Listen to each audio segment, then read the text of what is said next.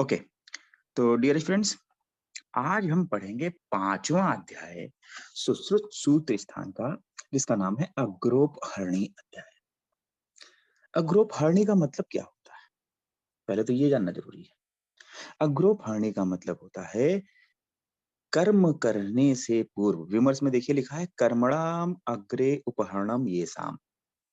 कर्म करने से पूर्व उपहरण मतलब जो भी उपकरण है उनको ग्रहण करना, अग्रोपहरणी।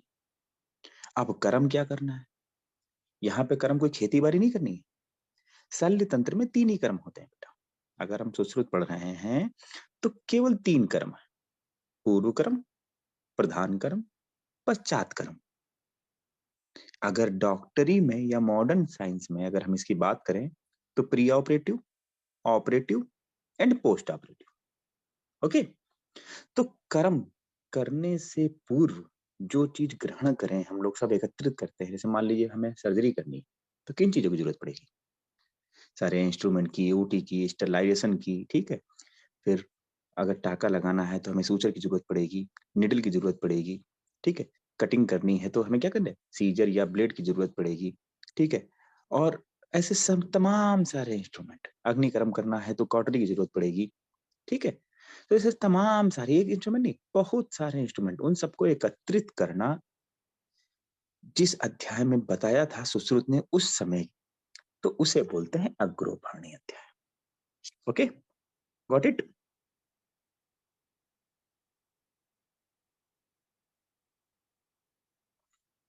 आवाज आ रही है डियर स्टूडेंट्स, आवाज आ रही है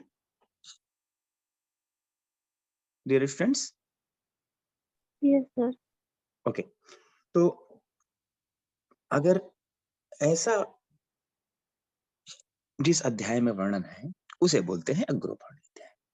ये अध्याय जो है ये शल्य तंत्र की दृष्टि से भी, जो लोग फाइनल ईयर में है उनके लिए भी बहुत इंपॉर्टेंट है। कभी कभी पूछता है कि सुश्रुत द्वारा वर्णित सूत्र स्थान में अग्रोपहरणी अध्याय का सारांश लिखिए, कि अग्रोपहरणी अध्याय में क्या बताया गया है, ठीक है। तो ऐसे करके कोई पूछता है। खैर, हम लोग एआईपीजीटी की तैयारी कर रहे हैं तो उस हिसाब से देखते हैं। तीसरा श्लोक, त्रिविधम कर्म, पूर्व कर्म, प्रधान कर्म, पश्चात कर्म स्थिति। मतलब कर्म तीन प्रकार का होता है, पूर्व कर्म, प्रधान कर्म, पश्चात कर्म। इनका उपदेश प्रत्येक व्याधि के वर्णन में किया जाएगा। जब हम निदान स्थान पढ़ेंगे तो उसमें डिटेल में पढ़ेंगे कि पूर्व कर्म में क्या करते हैं, प्रधान में क्या करते हैं, पश्चात कर्म में क्या करते हैं, ठीक है। लेकिन ये कर्म का मतलब शल्य कर्म यहाँ पे लिया गया है, ठीक है। आगे देखते हैं चौथा श्लोक। इस शल्य शास्त्र में शस्त्र कर्म के प्रधान होने से प्रथम शस्त्र कर्म तथा उनकी सामग्रियों का वर्णन करते हैं। वही जैसा कि मैंने आपको बताया, सारे इंस्ट्रूमेंट, सारी जो भी जिससे मैनेजिंग हमें करनी है, ठीक है, वो सारे इंस्ट्रूमेंट और डिटेल्स हम इसमें इस अध्याय में पढ़ेंगे।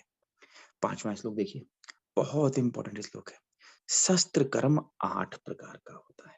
कर्म 3 प्रकार का, पूर्व कर्म, प्रधान कर्म, पश्चात कर्म। जो प्रधान कर्म है मतलब शस्त्र कर्म है वो 8 प्रकार का होता है। अंडरलाइन कर लीजिएगा, बहुत पूछा गया है, ठीक है। सुश्रुत ने शस्त्र कर्म 8 प्रकार का बताया है। तद्विधा छेद्यम, भेद्यम, लेख्यम, वेद्यम, एस्यम, आहार्यम, विश्राव्यम, सीव्यम इति। मतलब छेदन, भेदन, लेखन, वेदन, एषण, आहरण और विश्रामण और सीवन। ये 8 प्रकार का ऐसे ही सीक्वेंस आपको याद करना है।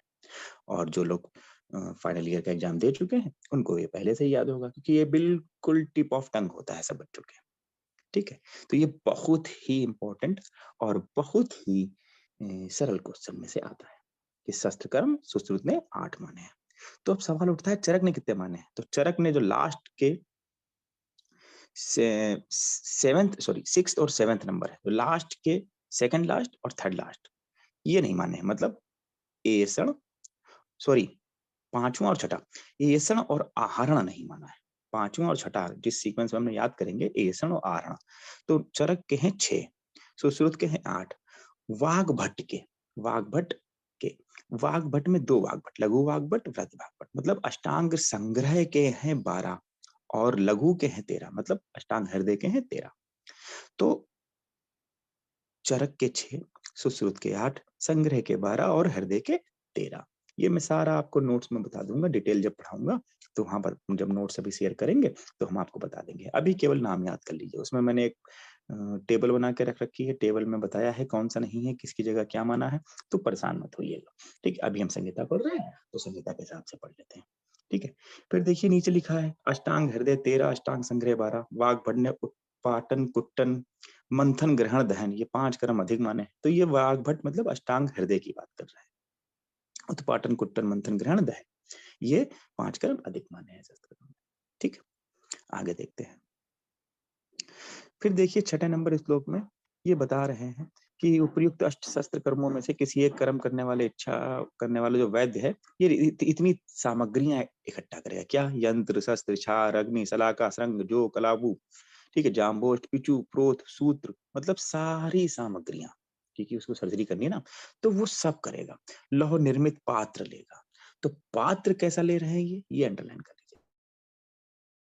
वॉल जो लेंगे ना, ये लौह निर्मित पात्र, अंडरलाइन कर लीजिए।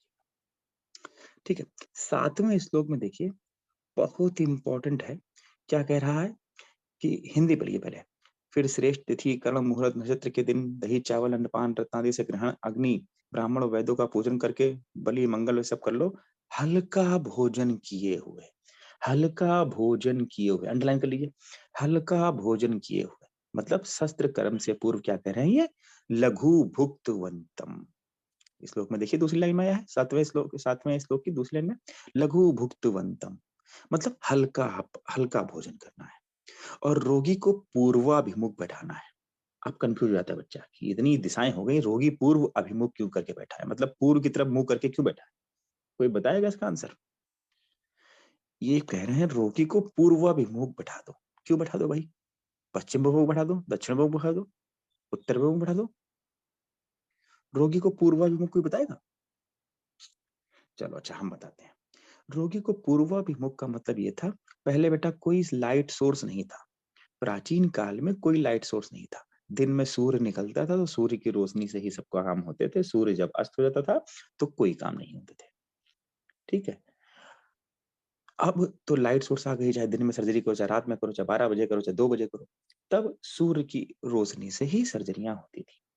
तो सूर्य बताते हैं कि पूर्व से निकलता है, और पूर्व से सूर्य अगर निकले, ठीक है, पूर्व से सूर्य अगर निकले और रोगी को पूर्व की तरफ बैठा दो, मुंह मुंह करके, तो पूर्व की तरफ बैठेगा तो वैद्य कहाँ हो जाएगा? पश्चिम की तरफ। तो रोगी का जो भी सोर्स देखना है वो सूर्य की रोशनी में वैद्य देख लेगा, इसलिए रोगी को पूर्वाभिमुख करके बैठाते हैं। अब मुझे लगता है आपको याद हो जाएगा, ये कोई इतना बड़ा क्वेश्चन नहीं रहेगा आपके लिए।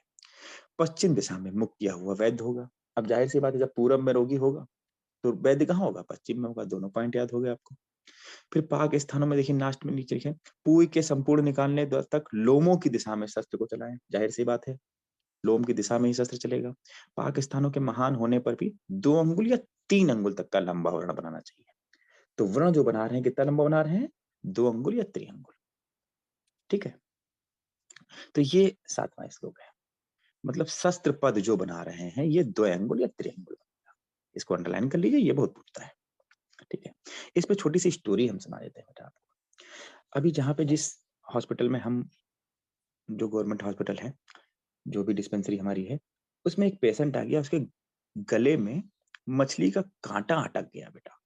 मछली का कांटा अटक गया। ठीक है, तो गवर्नमेंट डिस्पेंसरी है, आयुर्वेदिक डिस्पेंसरी, ऐसा कोई लाइट सोर्स तो रहता नहीं है। मोबाइल की लाइट से हमने देखा तो हमें दिख रहा था, लेकिन इतना क्लियर नहीं दिख रहा था। टार्च से देखा तो भी हमें इतना क्लियर नहीं दिख रहा था। और ये था कि हाँ, कुछ काला काला गले में अटका है। हमारे पास इंस्ट्रूमेंट एक्चुअली में छोटा सा, जब एआईआई से हमने पीजी किया तो अपने पॉकेट में एक पॉकेट इंस्ट्रूमेंट रखते हैं कि कुछ भी उसमें छेदन भेदन लेखन ऐसा आहरण इतना कर लें। ऐसा इंस्ट्रूमेंट आता है, किट आती है, छोटी सी मिलती है, पॉकेट किट उसे बोलते हैं। तो उसको स्ट्राइल स्ट्राइल करके हमेशा हम रखते हैं अपने अपने बैग में। तो इंस्ट्रूमेंट तो बेटा मेरे पास थे, लेकिन अब उसको निकाले कैसे? उसको निकाले कैसे? हम उसको लेके आए सूरज की रोशनी में। ये मैं प्रैक्टिकल बता रहा हूँ बेटा। अभी कुछ दिनों पहले की बात है, दिसंबर या जनवरी की। हम उसको सूरज की रोशनी में लेके आए बेटा। ठीक है, और सूर्य की रोशनी की तरफ हमने उसको, एक्चुअली सूरज मेरे ख्याल 11 या 12 बजा होगा उस समय, तो थोड़ा पूरब और की दिशा में ऐसे मतलब हमने एडजस्ट कराया कि उसका जो सोर्स था, सूरज का जो फोकस था, वो उसके मुँह में जाए और हमने पूरा खुलवाया और अपने असिस्टेंट से ये कहा कि शीशे का जुगाड़ गाँव में हो गया, शीशे की रोशनी से मुँह के अंदर फोकस मारो और असिस्टेंट ने ऐसा किया और आप विश्वास नहीं मानेंगे, मैंने इंस्ट्रूमेंट से पकड़ के उसका काँटा धीमे से निकाल दिया। तो ये हमने तो आज किया लेकिन ये बहुत पहले होता था, ठीक है? उस गाँव में बहुत इज़्ज़त है जहाँ हम ड्यूटी करते हैं, बहुत पेशेंट मानते हैं कि डॉक्टर साहब बहुत अच्छे आए हैं, ये वो देखिए सब कर दिया हमारा काम। तो ये एक विवेक होता है बेटा, कि आपको कैसे मैनेज करना है सामने वाले को और कैसे आपको विषम परिस्थितियों में भी चिकित्सा करनी है, ठीक है? लेकिन अगर मान लो काँटा ना दिख रहा हो और आपको दिखाना है, अरे हम निकालेंगे और पकड़ के खींच रहे हो, पता चला उसका यूविला पकड़ के खींच दिया, लो, काम अच्छा करना था, हो गया बुरा। तो ऐसे काम मत करना। अगर आपको कॉन्फिडेंस है तभी आप सर्जरी करिएगा, ठीक है? ये एक स्टोरी थी मैंने आपको बताई कि हाँ, जो सूरज की रोशनी में पूर्वाभिमुख करके आया तो आपको याद हो जाए डीप मेमोरी में। मैंने आपसे पहले ही कहा था, अगर मैं कोई स्टोरी, चुटकुला या कुछ जो सुना भी रहा हूँ, तो आप समझ लीजिएगा कि वो कुछ न कुछ आपके सिलेबस से रिलेटेड है। तो अब आपको मुझे लगता है याद करने में आसानी रहेगी। आगे देखते हैं। 8वां श्लोक। तत्रायतो विशालः समः सुविभक्तो निराश्रयः इति व्रणत्वा। अंडरलाइन कर लीजिए, बहुत पूछता है कि व्रण के गुण क्या होते हैं। आयत विशाल सम सुविभक्त निराश्रय इति प्रणगुणा। सबको याद हो गया, नहीं याद है तो इसको आज होमवर्क समझ लीजिए, ये आपको रटना ही रटना है। तत्रायतो विशाला समा सुविभक्तो निराश्रय इति व्रणगुणा। इसमें हम आपकी कोई मदद नहीं करेंगे। क्यों? क्योंकि थोड़ा तो प्रयास करना पड़ेगा ना आपको। ये इसलिए रटना है क्योंकि इसका अगला श्लोक देखिए। आयतश्च विशालश्च सुविभक्तो निराश्रया, सब कॉमन है। प्राप्त काल कृतश्चापि व्रण कर्मणि सस्यते। अब जो वैद्य व्रण बना रहा है उसके गुण देखिए कि वैद्य द्वारा जो निर्मित गुण व्रण है उसमें सम जो है, सम इज रिप्लेस्ड बाई प्राप्त काल कृतश्चापि, ठीक है? तो ये दोनों श्लोक आपको लर्न होने चाहिए, बिल्कुल डीप मेमोरी में होने चाहिए। सा तत्र आयतो विशाला समासो विभक्तो निराश्रयति विरणगुणा आयतश्च विशालस्य विभक्तो निराश्रया प्राप्त काल कृतश्चापि व्रण कर्मणि सस्यते। ठीक है? कि आयत विशाल सुविभक्त निराश्रय और उचित समय पर किया गया व्रण चिकित्सा कर्म में श्रेष्ठ माना जाता है। मतलब इसको क्या कर रहा है? वैद्य बना रहा है। 10वां 10वां श्लोक और इम्पोर्टेंट है, इसको भी आपको लर्न करना है। अब तक मैं रेफरेंस बता रहा था आपको कि इसको रेफरेंस, लेकिन ये बता रहा हूँ आपको लर्न करना है। तो सोचिए कितना इंपॉर्टेंट हो। शौर्यमासु क्रिया शस्त्र तय क्षणम आस्वेदम आव्यपतु। अंडरलाइन कर लीजिएगा जो मैंने बताया है। आस्वेदम आव्यपतु असम्मोहश्च वैदश्च शस्त्र कर्मणि सस्यते। ठीक है? तो ये क्या बता रहा है कि शल्य वैद्य के गुण हैं, 6 गुण हैं, पहले तो अंडरलाइन कर लीजिएगा। Surgeon, quality of surgeon, there are 6 quality of surgeon. शौर्यम, शूरता होनी चाहिए उसके अंदर। आशु क्रिया मतलब कहते हैं जल्दीबाजी, मतलब से रिलेटेड नहीं ले गया है। जल्दीबाजी मतलब कि शीघ्रता से करना चाहिए। जल्दबाजी का मत अर्थ लेना, यहाँ से शीघ्रता मतलब कि ये नहीं कि छोटी भी सर्जरी है वो 10 घंटे में कर रहा है। तो शौर्यम आशु क्रिया। शस्त्र तैक्षण्यम मतलब शस्त्र की धार का उचित तीक्ष्ण होना, ठीक है? आस्वेदम आव्यपथु, ये देखो इसमें अगर पढ़ोगे तो लिखा जाएगा शस्त्र तैक्षणम स्वेदम, स्वेद व्यपथु ऐसा करके पढ़ोगे, लेकिन ये जो मैं बता रहा हूँ वो याद रखना। आस्वेदम आव्यपथु, हिंदी में देखो क्या लिखा है, पसीना ना आना और हाथ ना कांपना। तो आस्वेदम लगा लो, और व्यपथु मतलब कंपन होता है, तो अव्यपथु। जब इसकी संधि विच्छेद करेंगे संस्कृत की तो ऐसे निकलेगा। असम्मोहश्च मतलब क्या है, मूर्छित ना हो जाए। ऐसा नहीं है कि एक सर्जरी हो रही है और पड़ोस वाला मूर्छित हो गया, डॉक्टर ही ब्लड देख के गिर गया, बहुत लोग गिरते हैं, ठीक है? तो ये ऐसा भी नहीं होना चाहिए। तो ये इतनी क्वालिटी ये शल्य चिकित्सक की, शल्य वैद्य की होनी चाहिए, सर्जन की होनी चाहिए। अंडरलाइन कर लीजिएगा, बहुत पूछता है, ठीक है? वाइवा में भी पूछता है, पीजी में भी पूछता है।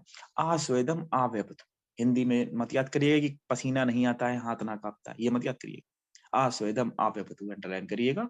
ये श्लोक में ये एक संस्कृत की आर्ट है, इसमें आ मिसिंग हो गया है, ठीक है? संधि विच्छेद अगर हम करेंगे तो आप आस्वेदम आव्यपत आएगा, ठीक है? यही बताने के लिए मैंने आपको श्लोक बताया।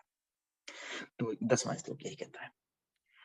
फिर 11वां छोड़ दीजिए 12वां श्लोक देखिए, यतो यतो गति विद्यात उत्संगो यत्र यत्र च तत्र तत्र व्रणम कुर्यात् यथा दोषो न तिष्ठति।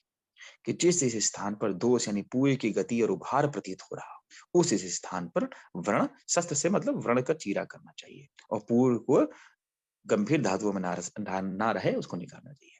तो यतो यतो गति विद्यात उत्संगो यत्र यत्र च तत्र तत्र व्रणम कुर्यात् यथा दोषो न तिष्ठति। तो जहां जहां उभार हो पस हो, जाहिर सी बात है आज भी सदन यही करते हैं, जहां जहां देखते हैं पस है उभार है, वहां चीरा लगा के पस निकाल लेते हैं।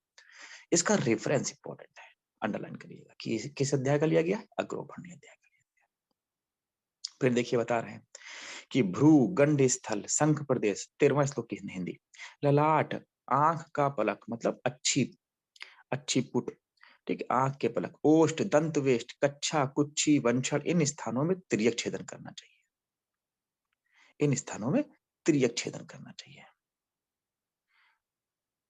चंद्र, 14वां श्लोक देखिए, चंद्र मंडल छेदान पाड़ी पादेशु कार्येत, हस्त और पाद में चंद्र मंडल के समान गोल छेदन करना चाहिए। अर्ध चंद्राकृतिश्चापि गुदे मेढ्रे चा बुद्धिमान, और गुदा और मेढ्र में अर्ध चंद्राकार छेदन करना चाहिए। तो 3 छेदन आए, चंद्रमंडल, अर्धचंद्राकार और तिर्यक। कितने आए? 3। अर्धचंद्राकार, चंद्रमंडल यानी गोल, चंद्रमंडल कैसा होता है, चांद कैसा होता है, गोल होता नहीं होता, और तिर्यक छेदन। तो इसमें आपको तिर्यक याद नहीं करना है, क्वेश्चन ये हर साल पूछा जाता है, लिख लो, each and every year this will be important, this is important, this is remain constant important throughout the life. ठीक है, तो बहुत इंपॉर्टेंट क्वेश्चन है, आपका भाग्य अच्छा रहा तो ये क्वेश्चन आपको एआईपीजीटी में मिल जाएगा। बहुत पिटा हुआ क्वेश्चन है, ठीक है, लेकिन तब भी बच्चे गलत करते आते हैं। याद करने का तरीका मैं बता रहा हूं आपको, तिर्यक याद नहीं करने, तिर्यक याद नहीं करने हैं। गुदा और मेढ्र में अर्धचंद्राकार, गुदा और मेढ्र में अर्धचंद्राकार, एक तो ये याद कर लो, और हस्त और पाद में चंद्रमंडल मतलब गोल छेदन, ये याद कर लो। बाकी जो बचा सारा तिर्यक, बाकी जो बचा सारा तिर्यक, ठीक है, बाकी जो बचा वो सारा तिर्यक। बस याद करने का तरीका, कोई आएगा मेरे पास, सर जी अब गुदा और मेढ्र में अर्धचंद्राकार होता है कि चंद्रमंडल होता है, इसका भी कोई ट्रिक है? तो हाँ बेटा ट्रिक है, जिसको ना याद हो रहा हो वो सोच लेना कि अगर कोई मरीज हमारे सामने लेटा है और अगर हमने गुदा और मेढ्र में चंद्राकार अगर छेदन कर दिया तो क्या होगा, ना गुदा रहेगी ना मेढ्र रहेगी। याद करने का तरीका बता रहा हूं मैं आपको। तो जाहिर सी बात है वहां अर्धचंद्राकार ही छेदन करोगे, और हाथ और पैर में चाहे चंद्राकार काटो चाहे अर्धचंद्राकार काटो, कोई दिक्कत ही नहीं, तो ज्यादा भी काट सकते हैं। तो हाथ और पैर में हम गोल छेदन कर सकते हैं, लेकिन गुदा और मेढ्र में अगर गोल छेदन हमने कर दिया तो गुदा और मेढ्र दोनों गायब हो जाएंगे। तो इसलिए वहां क्या करना है, हमें अर्धचंद्राकार करना है। याद करने का सिंपल सा तरीका है, ऐसे हमारे गुरु ने हमको याद कराया था, हमने आपको याद करा दिया, ठीक है। बस याद कर लीजिएगा कि गुदा और मेढ्र में अर्धचंद्राकार, हस्तपाद में चंद्रमंडल, बाकी जो बचा सारा तिर्यक, बाकी जो बचा सारा तिर्यक, ठीक है। चलिए आगे देखते हैं 15वां नंबर श्लोक, अन्यथा तो शिरा स्नायु छेदनम अति मात्र वेदना चिराहत व्रण संगो हो मांस कंद प्रादुर्भाव, मतलब उपयुक्त विधि से अगर चीरा नहीं लगा रहे हो तो क्या होगा, शिरा और स्नायु के छेदन की संभावना हो जाएगी, पीड़ा अधिक होगी, चिरकाल मतलब देरी से व्रण भरेगा और मांस की गांठें उत्पन्न हो जाएगी, अगर ऐसा ना करा नहीं कर रहे हो तो ये कॉम्प्लिकेशन हो जाएगी। 16वां नंबर श्लोक, फिर लिखिए, ईच एंड एवरी ईयर, लिखिए, हर साल पूछा जाता रहा है, ठीक है, पूछता है और पूछता जाता रहेगा, ठीक है। ये एक पेट क्वेश्चन होता है ना, जो पेट मतलब समझ रहे हो, हर टीचर के पालतू कुछ क्वेश्चंस होते हैं कि ये डालना ही डालना, ये नहीं डालोगे तो अधूरा है, ये नहीं डालोगे तो मतलब कहते नहीं है कि पेपर बेकार बना है, क्यों ऐसे क्वेश्चन नहीं आए। तो ये क्वेश्चन भी बहुत इंपॉर्टेंट है। अभी मैंने आपसे क्या कहा था कि शस्त्र कर्म करने से पूर्व कुछ लघु भुक्तवंतम करते हैं, मतलब कुछ हल्का खिला देते हैं, कहा था।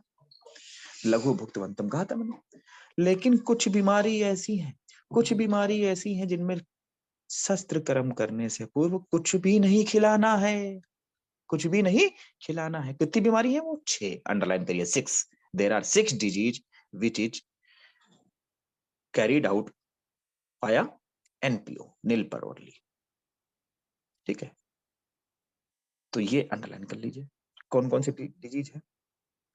जिस सीक्वेंस में मैं बता रहा हूं उस सीक्वेंस में आपको याद करना है। पेन और कॉपी से नोट करिए। ले लिया पेन कॉपी सबने? चलिए नोट करिए। अर्स असमरी भगंदर, पथरी वथरी मत लिखने लगना, जो मैं बता रहा हूं वही लिखना। अर्स असमरी भगंदर, अर्स असमरी भगंदर,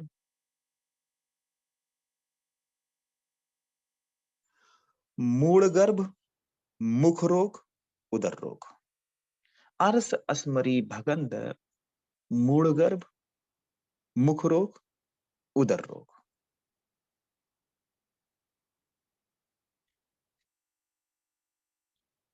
ठीक है, हो गया।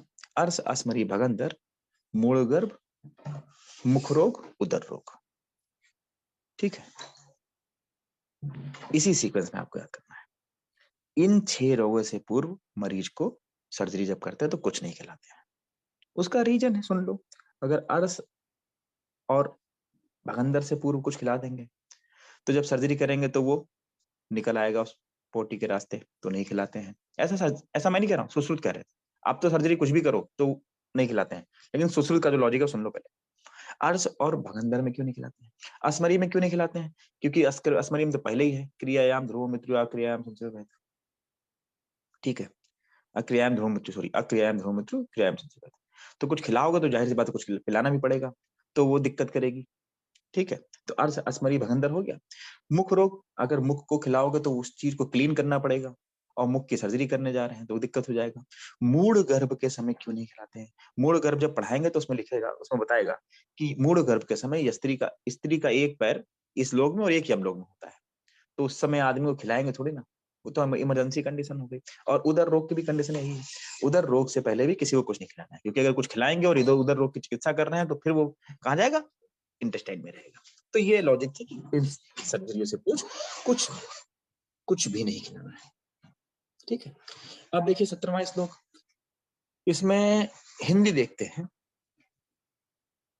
इसमें लिखा है तिल कल्प शहद और घृत से लिप्त करके वर्ती व्रण स्थान पर रख दे। जब सर्जरी हम कर ले तो उसके बाद जो वर्ती रखनी है, ठीक है, जो वर्ती रखनी है वो तिल कल्प शहद और घृत से लिप्त होनी चाहिए। अच्छा, अंडरलाइन कर लीजिए, और कुछ नहीं।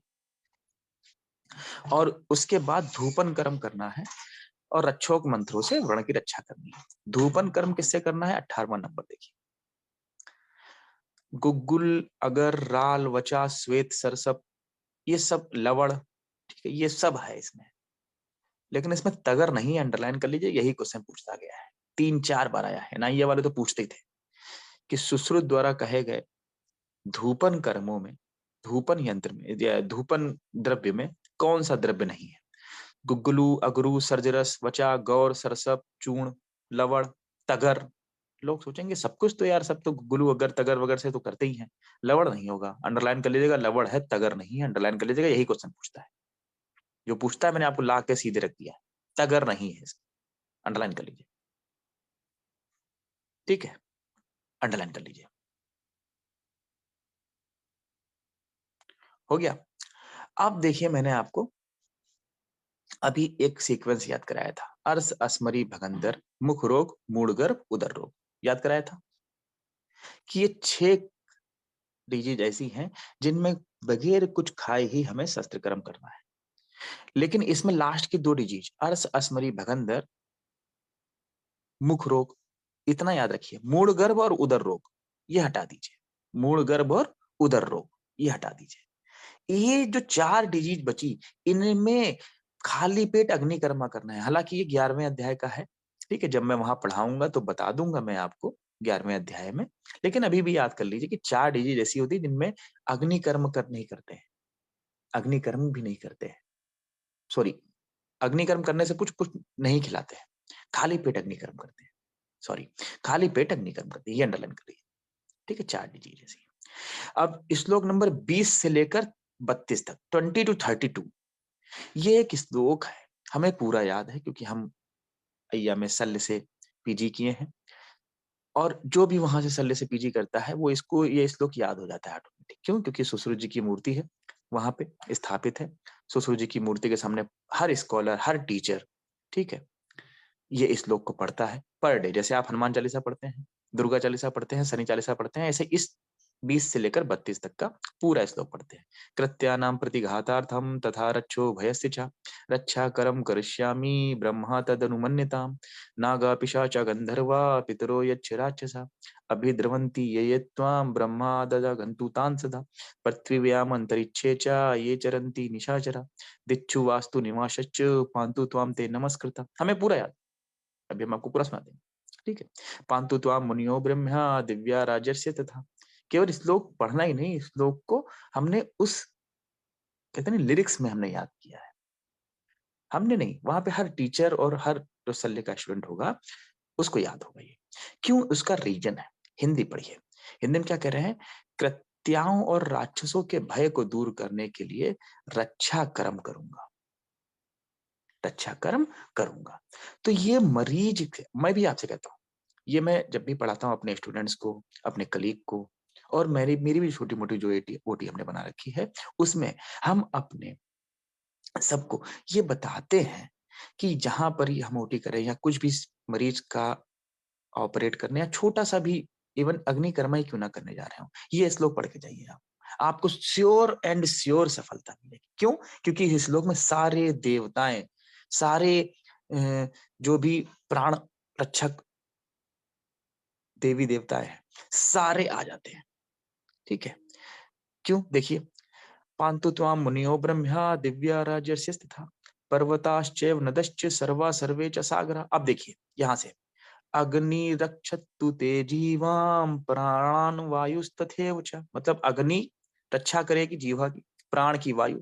सोमो व्यानम अपानम ते पर्जन्य परिरक्षतु उदानम विद्युता पांतु समानम स्तन्यत्वा बलम इंद्रियो बलपति मुनुर्मुन्यो मतिम तथा कामांस्ते पांतु गंधर्वा सत्वम इंद्रो अभिरक्षतु प्रज्ञाम ते वरुणो राजा समुद्रो नाभिमंडलम चक्षु सूर्य, देखिए चक्षु सूर्य दिशा स्रोते चंद्रमा पातु ते मना।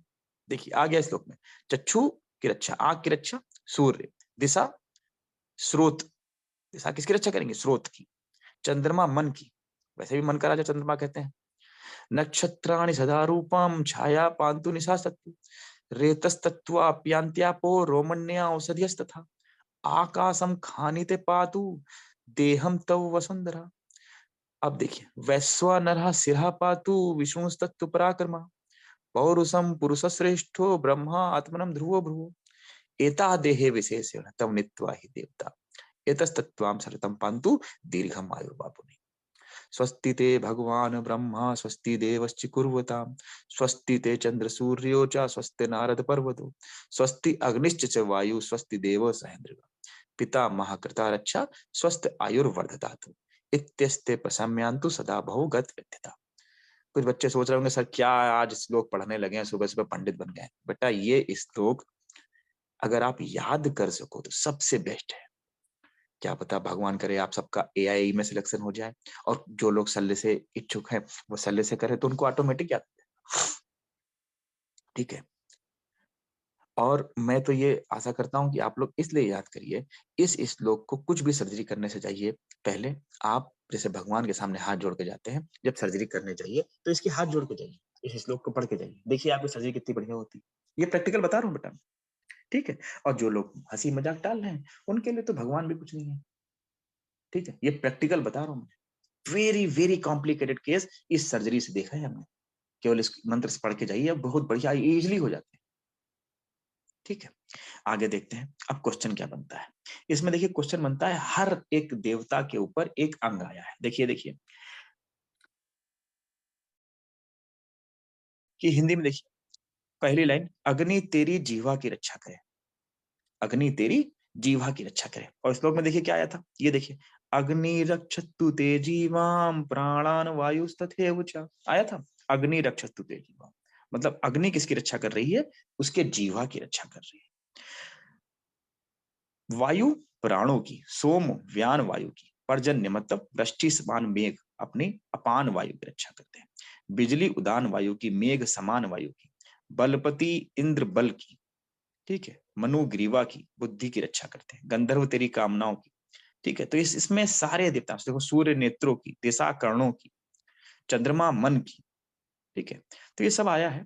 वैश्वानर सिर की, विष्णु तेरे पराक्रम की, पुरुषोत्तम तेरे प्रोण पौरुष यानी मेढ्र की, ब्रह्मा आत्मा की, और ध्रुव दोनों भ्रकुटियों की रक्षा करें।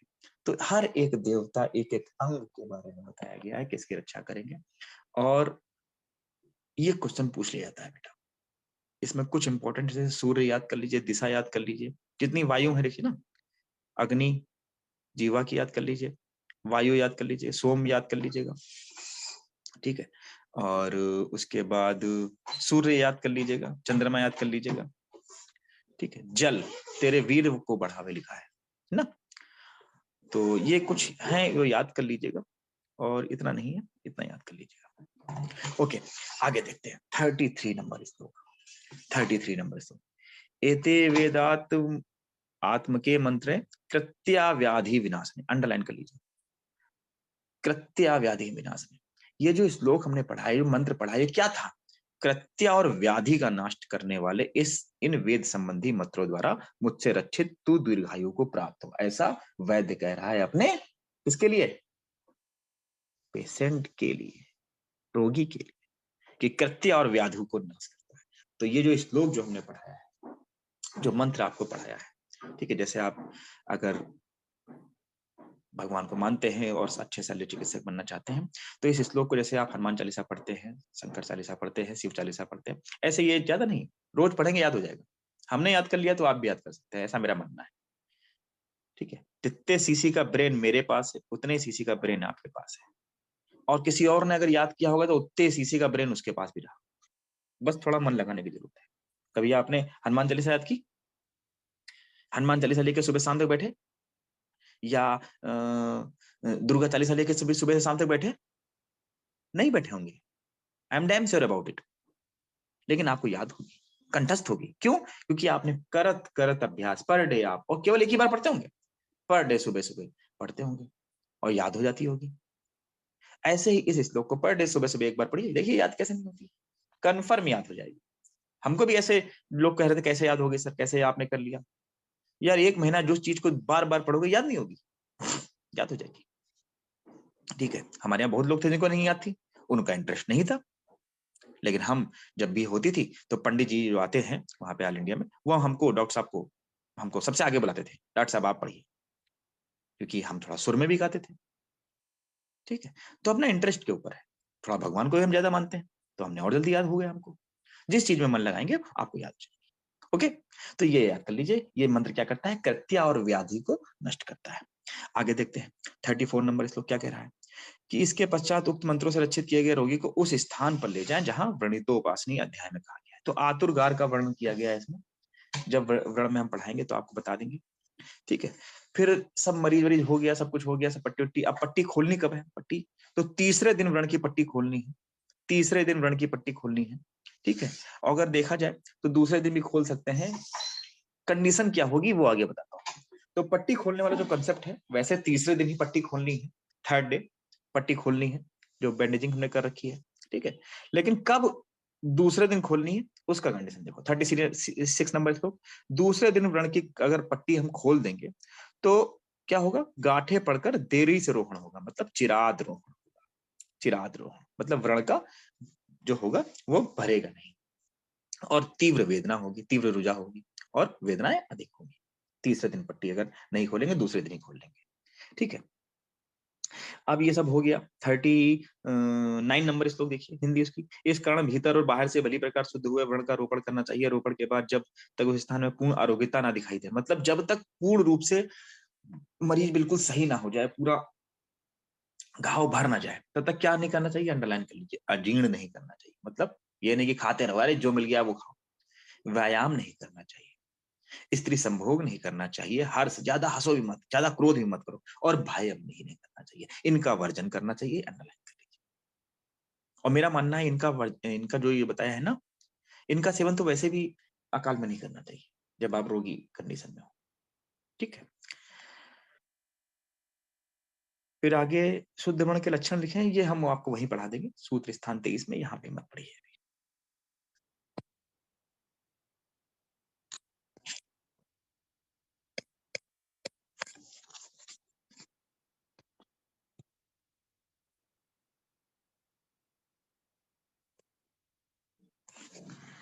अब देखिए, एक छोटा सा श्लोक आया है, 40 नंबर श्लोक, अंडरलाइन कर लीजिएगा, लिखिएगा फिर, each and every year. 4 question बताया मैंने आपको, ईच एंड एवरी, ये भी हर साल पूछा जाता है। पट्टी खोलने के बारे में था ना, तीसरे दिन खोलनी चाहिए, ठीक, ये याद रखिएगा, तीसरे तीसरे दिन खोलनी चाहिए। लेकिन अगर ऋतु के हिसाब से पूछे तो देखिए ऊपर लिखा है शिशिर बसंत, CBGVSH, एक तो इसको दिमाग में एक कोड लिख लीजिए, CBGVSH, ये आपको बहुत जगह काम आएगा। CBGVSH, शिशिर बसंत ग्रीष्म वर्षा शरद हेमंत, ये चरक के अकॉर्डिंग ऋतु है, शिशिर बसंत ग्रीष्म वर्षा शरद हेमंत, CBGVSH। सी के नीचे 1 लिख लीजिए, बी के नीचे 2 लिख लीजिए, जी के नीचे 3 लिख लीजिए, वी के नीचे 4 लिख लीजिए, शरद एस के नीचे 5 लिख लीजिए, और हेमंत एच के नीचे 6 लिख लीजिए, ऐसे जैसे हमने लिखा है वैसे लिख लीजिए। CBGVSH, ये चरक के अकॉर्डिंग ऋतु। ठीक है, अब देखिए उसमें लिखा है 3, 4, 5 के आगे दूसरे दिन, मतलब 3, 4, 5 इज इक्वल टू 2, 2, 3, 4, 5 ऐसे कर लीजिए। मतलब तीसरी ऋतु, चौथी ऋतु और पांचवी ऋतु जो है उसके उसमें दूसरे दिन, उसमें दूसरे दिन, और जो बाकी बची पहली, दूसरी और छठी, उसको तीसरे दिन। मतलब शिशिर बसंत और हेमंत में तीसरे दिन पट्टी खोले, और ग्रीष्म वर्षा और शरद में दूसरे दिन पट्टी खोले, अंडरलाइन कर लीजिएगा। हर साल पूछा जाता है, इस साल जब हमारी वाइफ ने अभी MOCH का एग्जाम दिया उसमें भी पेपर था, क्वेश्चन था ये कि कौन से दिन कौन सी पट्टी खोलते हैं, उसमें भी ये क्वेश्चन था। ठीक है, तो ऐसे याद करने का तरीका, आप कंफ्यूज हो जाएंगे अगर एक एक ऋतु के बारे में पढ़ेंगे। मैंने जो आपको फार्मूला ऊपर बता दिया है वो रख लीजिएगा, CBGVSH 1, 2, 3, 4, 5, 6, तीसरे चौथा पांचवा ऋतु उठा लीजिएगा, उसके आगे 2 लिख लीजिएगा, मतलब दूसरे दिन खोलनी है, तीसरे चौथे और पांचवे नंबर की ऋतु है। ठीक है, और बाकी जो बची उसमें तीसरे दिन खोलनी है। 41 नंबर श्लोक अंडरलाइन करिए, बहुत ही ज्यादा इंपॉर्टेंट श्लोक है। आत्यायिक चिकित्सा, इमरजेंसी कंडीशन, इमरजेंसी ट्रीटमेंट किसमें बताया गया है? 5वें अध्याय में बताया गया है। अतिपातेषु रोगेषु नाच्छाद्य विधिविधम भिषक प्रदीप्तागारवत् शीघ्रम तत्र कुर्यात् प्रतिक्रिया। प्रदीप्तागारवत् शीघ्रम, प्रदीप्तागार, प्रदीप्तागार क्या होता है? जैसे किसी बिल्डिंग में आग लग जाए, जैसे किसी बिल्डिंग में आग लग जाए तो क्या करते हैं?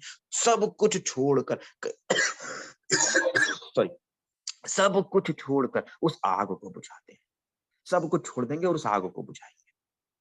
ठीक है, इसीलिए अगर आत्यायिक व्रण में पाक हो जाए या तीव्र रक्तस्राव हो जाए, और अगर प्राण की हानि या प्राण भव संबंध उत्पन्न हो जाए, तो सब कुछ छोड़कर उक्त नियमों को ध्यान ना दो। ठीक है, जलते हुए मकान के प्रतिकार की तरह मरीज को जैसे ही लाभ पहुंचे ऐसे ही आत्यायिक चिकित्सा करनी चाहिए, इमरजेंसी ट्रीटमेंट करनी चाहिए।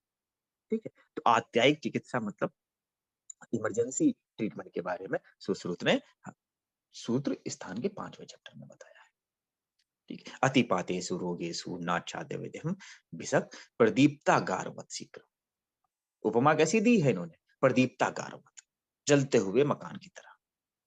ठीक है, 42वां श्लोक देख लीजिए, ये कह रहे हैं अगर किसी शस्त्र के चोट से या शस्त्र क्रिया से व्रण में, ठीक है, तीव्र वेदना हो जाए तो मुलेठी के चूर्ण से किंचित उष्ण घृत के द्वारा सेचन करना चाहिए। मतलब मुलेठी का जो घृत है, मुलेठी का जो चूर्ण है उसमें उष्ण घृत डाल दो तो जो तीव्र वेदना। ये 5वां चैप्टर था बेटा, 5वां चैप्टर आपका पूरा खत्म करा दिया है मैंने। ठीक है, 5वां चैप्टर पूरा खत्म करा दिया है, बहुत इंपॉर्टेंट चैप्टर था इसलिए इसको आज अकेला ही पढ़ाया है। ठीक है, इसको रट लीजिए, और जो भी इसके क्वेश्चन है वो आपको मिल जाएंगे। ठीक है, टेस्ट मिल जाएगा, कल दूसरे तीसरे चौथे का भी टेस्ट लगा है। ठीक है, वो भी आपको मिल जाएगा, अभी 5वां रिवाइज कर लीजिए। ठीक है, जो ना समझ में आया है बेटा बता दो। ठीक है, जो कुछ भी ना समझ में आया हो तो बता दो बेटा। ठीक है, और सब कुछ समझ में आ गया है तो केवल रिवाइज कर लीजिए। ठीक है, आज शाम की टाइम क्लास नहीं होगी, ठीक है, क्योंकि मैंने मॉर्निंग में ले ली है, ठीक है। कल, हाँ, कल तो इवनिंग में ही होगी, कल शाम को ही क्लास लेंगे, ठीक है ना? कल की क्लास शाम को ही होगी। जैसा होगा आपको ग्रुप पे बता दिया जाएगा, ठीक है। क्लास समझ में आई बेटा? एक-एक बच्चे का रिप्लाई चाहिए मुझे। क्लास समझ में आई? समझ में आया कुछ? एक-एक बच्चा रिप्लाई करे, बताओ बेटा। क्लास समझ में आई?